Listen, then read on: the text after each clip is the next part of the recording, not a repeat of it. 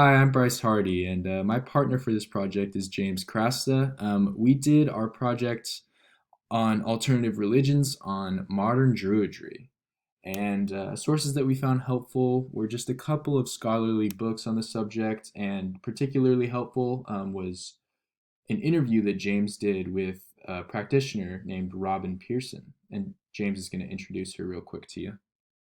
Yeah, Robin is a Cal Poly student who incorporates several neo-pagan religions into her personal spirituality, including Druidry and Wicca. And she is a solitary practitioner who is not a member of a Druid order or a Wiccan coven or any neo-pagan group.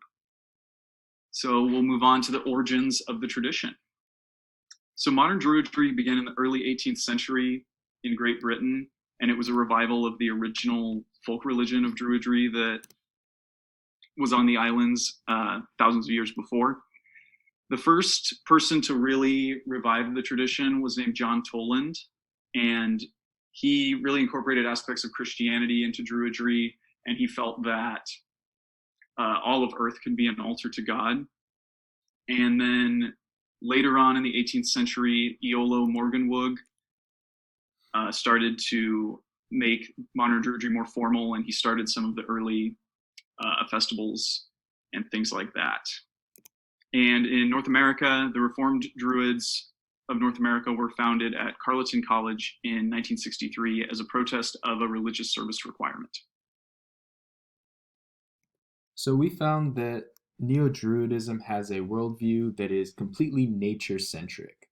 For them, Earth is really the pinnacle symbol of worship, and we realized that elements of polytheism and animism made it into modern Druidism.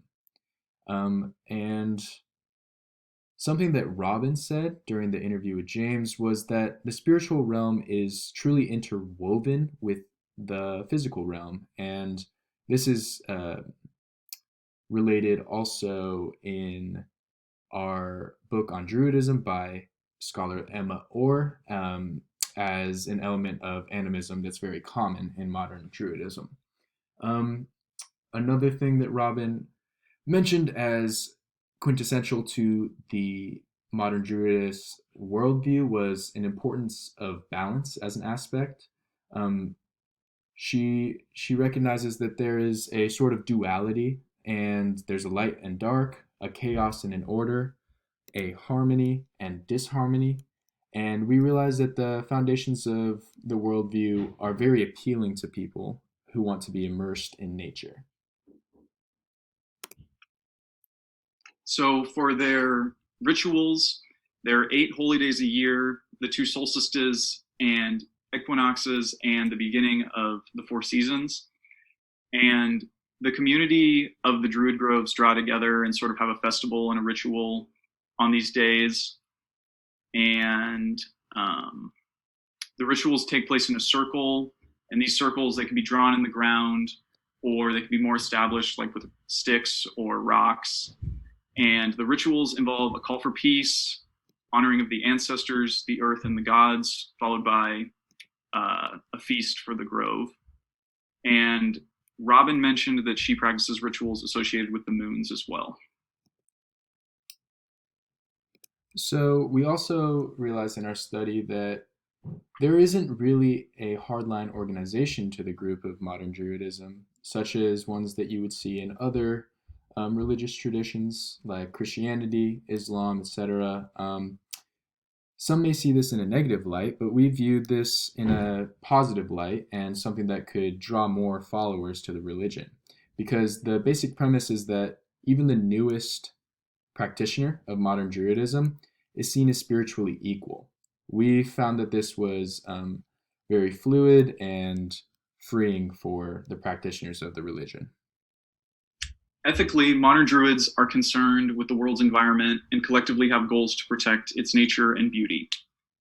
Their website has a large list of things you can do in your daily life to reduce your carbon footprint and environmental impact.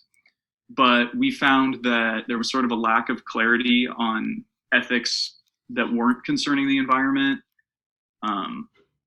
We thought that was perhaps something that could be a criticism of the faith, was that it was sort of sort of ambiguous when it comes to things other than the environment. Um, for Robin Pearson, she said that the key to the ethics of the movement was do what you will as long as you don't hurt anybody. A couple questions that we have going forward for the tradition are, where is modern Druidry's role in helping to achieve environmental sustainability? And how can modern Druidry expand their influence and appeal to spread and diversify their tradition?